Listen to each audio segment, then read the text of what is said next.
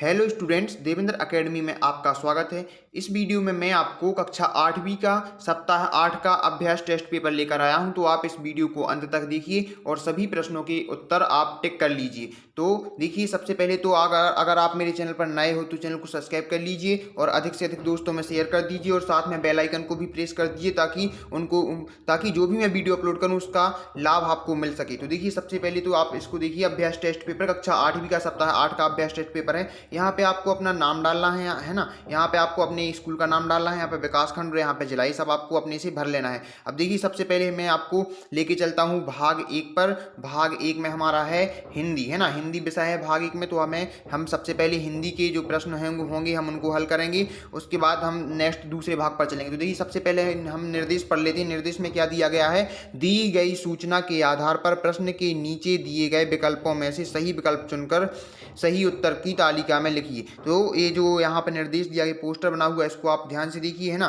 तो इस निर्देश को अगर आप पोस्टर को ध्यान से देखें तो इसी के आधार पर हमें क्या करना है, जो प्रश्नों के उत्तर नीचे प्रश्न दिए जाएंगे उनके उत्तर हमें देना है ना। तो सबसे पहला क्वेश्चन देखिए, पहला हमारा जो प्रश्न है वो है, यह अभियान किस लिए है? यह अभियान किस लिए, जो ऊपर पोस्टर देखा है उसकी बात कर रहा है, उस अभियान की बात कर रहा है जो ऊपर पोस्टर देखा हमने, है ना।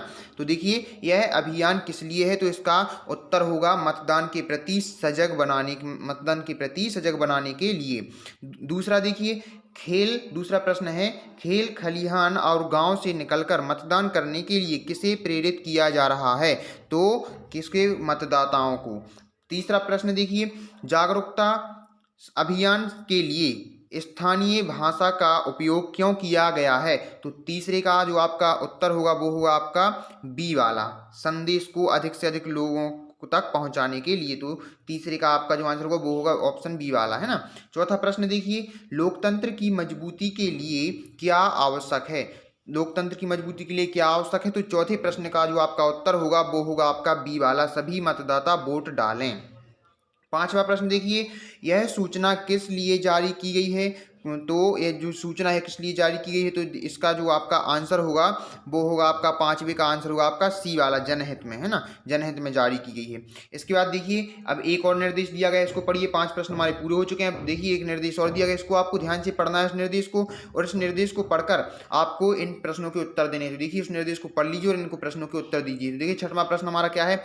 छठवां प्रश्न है हमारा, संदीप 15 वर्ष तक जंगली जानवरों के बीच रहा क्योंकि तो इसका जो मतलब इसका में जो क्या है, तो उसमें ऊपर आप पढ़ेंगे, आप उसमें सब कुछ लिखा है। तो इसका जो आंसर होगा छठवें का वो होगा आपका सी वाला, उसका जहाज नष्ट हो गया था। सातवां प्रश्न देखिए, सातवां प्रश्न है, संदीप के अभिभावक क्या चाहते थे? अभिभावक का मतलब होता है माता पिता, है ना। तो माता पिता क्या चाहते थे उसके, संदीप के? तो इसका उत्तर हो जाएगा सातवीं का डी वाला, वह डॉक्टर बनी, मतलब उसके माता पिता चाहते थे कि वह डॉक्टर बनी। आठवां प्रश्न पढ़िए आप, इस अनुच्छेद के अनुसार, जो ऊपर अनुच्छेद दिया गया उसके अनुसार संदीप ने यात्रा के दौरान क्या किया? तो नए स्थान देखे। तो इसका सी वाला जो आपका ऑप्शन होगा वो इसका आठवें का सही आंसर हो जाएगा। अब देखिए, नौवां प्रश्न देख लीजिए, इनमें से कौन सा विकल्प संदीप के लिए सही नहीं है? तो इनमें से कौन सा विकल्प संदीप के लिए सही नहीं है? तो मंद बुद्धि, है ना। तो जो डी वाला हो जाएगा आपका सही आंसर हो जाएगा, 9वें का डी वाला। इसके बाद देखिए, 10वां प्रश्न देख लीजिए आप। 10वां प्रश्न देखिए, 10वां प्रश्न है, संदीप की माँ उसे किस बात से रोकना चाहती थी? तो 10वां जो आपका प्रश्न है, संदीप की माँ उसे किस बात से रोकना चाहती थी? तो इसका जो उत्तर हो जाएगा वो हो जाएगा बी, समुद्री यात्रा से।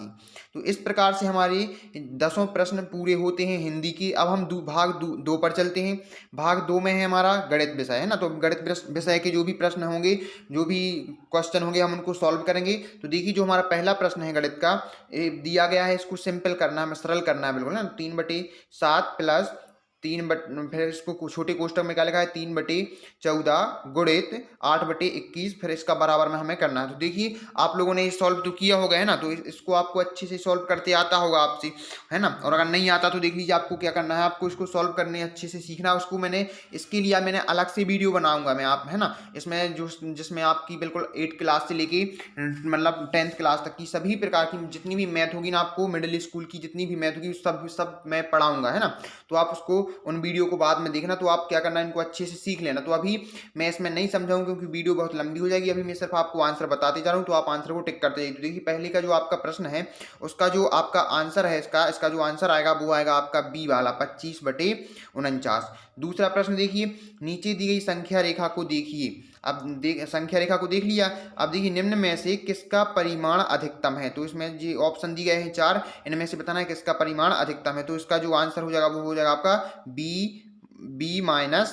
तो बी वाला आप ऑप्शन इसका सही आंसर हो जाएगा। अब देखिए प्रश्न तीसरा देखिए, तीसरा प्रश्न क्या है, निम्नलिखित में से किस संख्या को -5/4 में जोड़ने से 1 प्राप्त होगा, है ना। तो इसका जो आंसर हो जाएगा आपका तीसरे का वो भी आपका बी हो जाएगा 1/4। चौथा प्रश्न देखिए, दो संख्याओं का गुणनफल -20/9 है। यदि उनमें से एक संख्या 4 है तो दूसरी संख्या क्या होगी। तो इसका जो आपका आंसर हो जाएगा चौथी का वो हो जाएगा आपका ए वाला -5/9। पांचवा प्रश्न देखिए, निम्नलिखित में से कौन सी संख्या परिमेय संख्या के मानक रूप में नहीं है। तो इसका जो आपका आंसर हो जाएगा पांचवे का वो हो जाएगा आपका सी वाला 26/78। इसके बाद देखिए छठवां प्रश्न देख लीजिए। अब छठवां प्रश्न क्या बोल रहा है, छठवां प्रश्न बोल रहा है, दी गई संख्या रेखा पर ए का मान क्या होगा। ये संख्या रेखा जो दी गई है हमें देखना है और इसमें हमें मान बताना है ए का मान बताना है कि ए का मान क्या होगा। ये आपको यहाँ पे ये दिख रहा है, इसका मान बताना है। तो इसका मान क्या होगा ए का, इसका मान होगा आपका 3/14, है ना। इसके बाद सातवां प्रश्न देखिए, तो इसका छठवें वाले का आपका डी वाला ऑप्शन सही हो जाएगा। इसके बाद सातवां प्रश्न देखिए, निम्न परिमेय संख्याओं में से कौन सी परिमेय संख्या 2/3 और 3/4 के बीच स्थित है।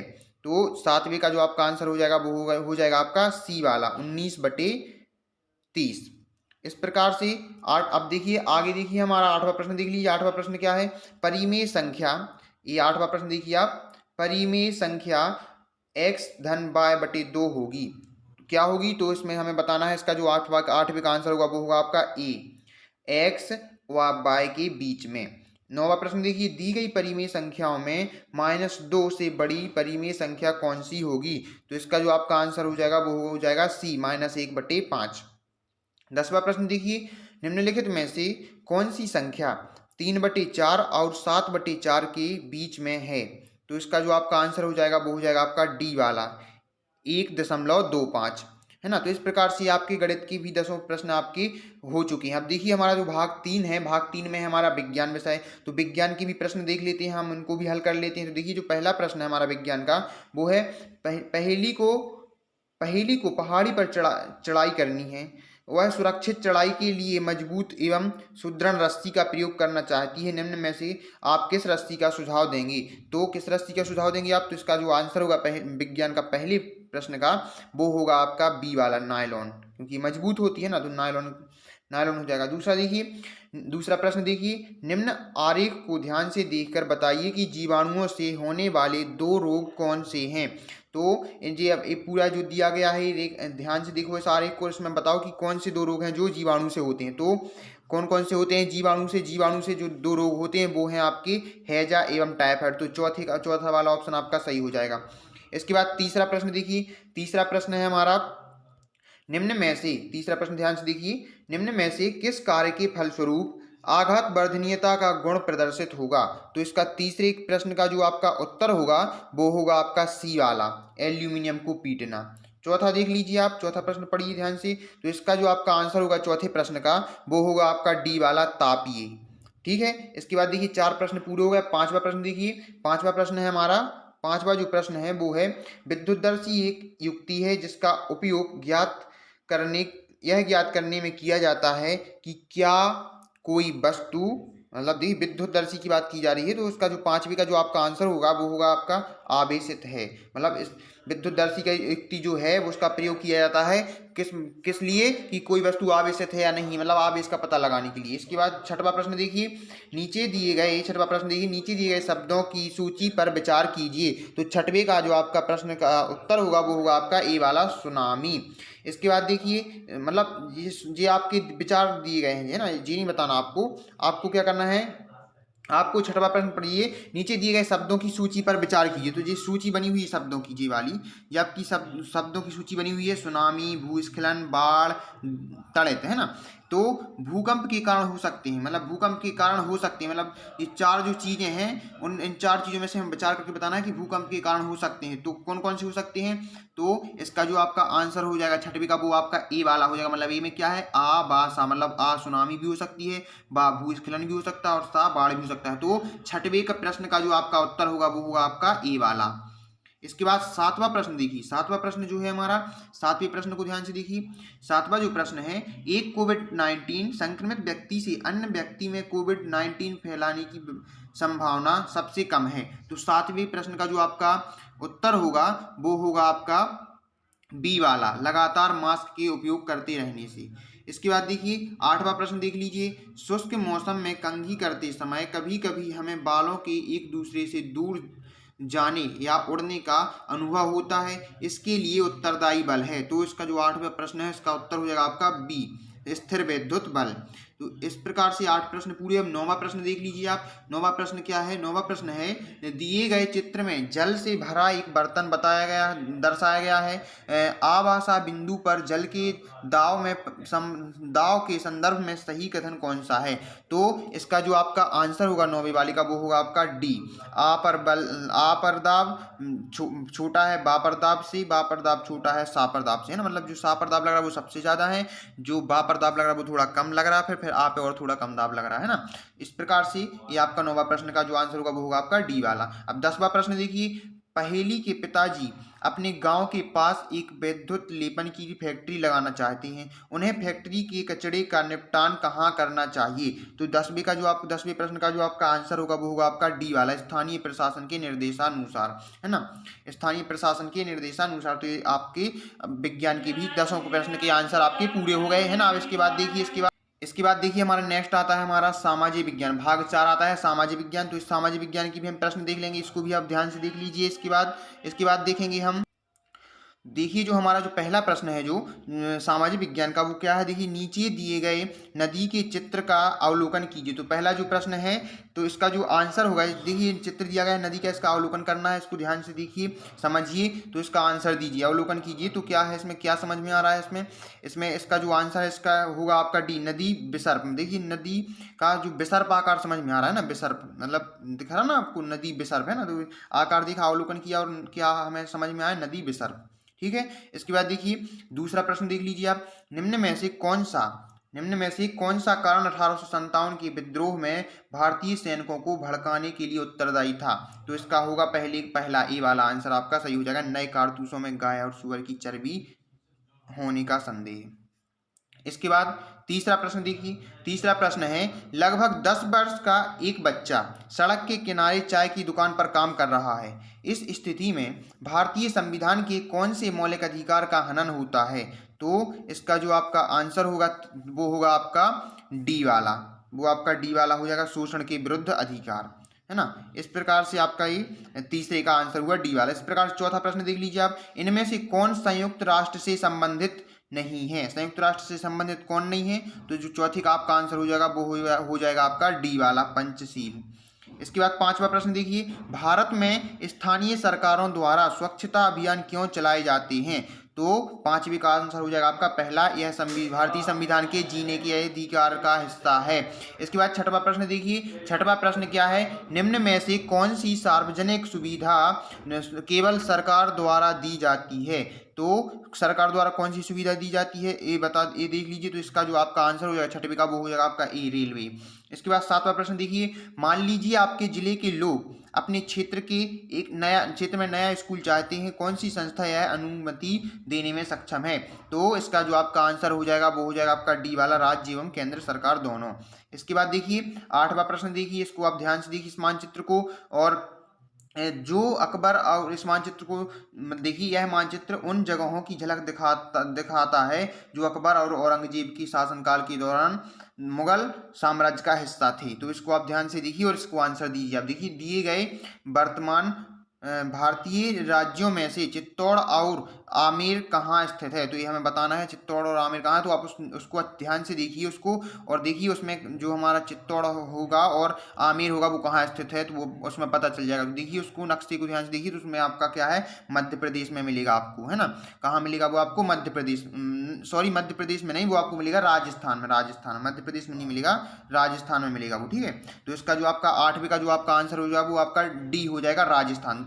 देख लीजिए आप एक बार कंफर्म कर लीजिए, देखिए कौन सा देखना है, चित्तौड़ और आमेर देखना है। तो चित्तौड़ और आमेर देखिए, ये यहाँ पे दिख रहा है आपको आमेर, देखिए ये आपको आमेर दिख रहा है ना, और ये आपको चित्तौड़ दिख रहा है यहाँ पे, है ना। तो ये कहाँ पे है, राजस्थान है ना, तो राजस्थान में है ये।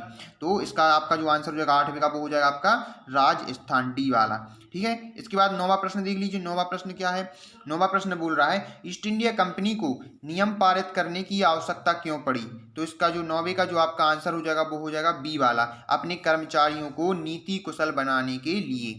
इसके बाद 10वां प्रश्न देखिए, अन्याय पट्टी की व्यवस्था को बदलकर व्यक्ति के शोषण को समाप्त करना किस आंदोलन का उद्देश्य था।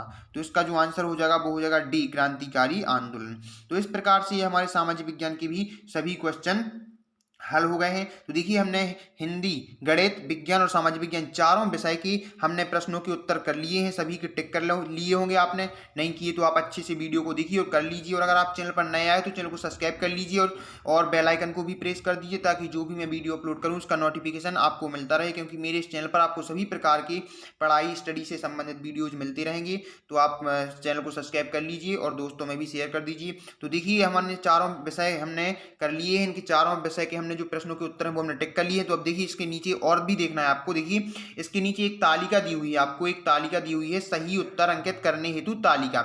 इसमें हमें क्या करना है, इस तालिका में हमें ये भी भरना है, अगर ये नहीं भरेंगे, आप इसको कंप्लीट नहीं करेंगे तो आपको मार्क्स नहीं मिलेंगे, है ना, आपको मार्क्स नहीं मिलेंगे। तो देखिए हमें इस तालिका को पूरा करना है। तो देखिए जो हमने चारों विषय के जो हमने प्रश्नों के उत्तर टिक किए हैं, हमें उसी के हिसाब से इस तालिका को भरना है। देखिए किस तरीके से भरना है, जैसे मान लो हमने हिंदी विषय देखा, हिंदी विषय का हमने जो पहला प्रश्न था हिंदी विषय का, उसका जो हमने आंसर लगाया है, क्या लगाया है, वो हमने बी लगाया है। तो हम यहाँ पे लिख देंगे बी, क्यों, हमने हिंदी विषय में हमने पहले प्रश्न का उत्तर बी लगाया है, तो यहाँ पे हमने बी भर दिया। दूसरे प्रश्न का उत्तर क्या लगाया है, सी लगाया है, तो हमने यहाँ पे सी भर दिया। तीसरे प्रश्न का उत्तर क्या लगाया है, बी लगाया है, तो यहाँ पे बी भर दिया। इसी प्रकार से गणित में देख लीजिए, गणित विषय में पहले प्रश्न का उत्तर हमने क्या लगाया है, तो वो भी हमने बी लगाया है, तो यहाँ बी भर दो। दूसरे प्रश्न का उत्तर क्या लगाया है, वो भी हमने बी लगाया, तो बी भर दो। इस प्रकार से हमें पूरे कर देने हैं 10, है ना, हिंदी के भी 10 कर देने, गणित के भी 10 कर देने, विज्ञान के भी हमें सब भर देने हैं। इसी प्रकार से पहले का क्या लगाया था हमने, विज्ञान का बी, दूसरे का डी। तो इस प्रकार से आप देख लीजिए आपने कौन कौन लगाए हैं, तो आप पूरा भर लीजिए इसको, है ना। इसी प्रकार से सामाजिक विज्ञान की भी आपको भर लेना है, जैसे कि हमने सामाजिक विज्ञान की में डी लगाया था पहली वाले में, दूसरे वाले में हमने क्या लगा, टिक किया था, ए टिक किया था। इस प्रकार से हमें पूरे कंप्लीट कर देने। तो इस प्रकार से हमें तालिका भी पूरी कर लेनी है ना। तो ये पूरा आप कर लीजिए, वीडियो को अंत तक देखिए, सभी दोस्तों में शेयर कर दीजिए, ठीक है। और अगर आप वीडियो पसंद आई तो लाइक ज़रूर कर देना। Thank you.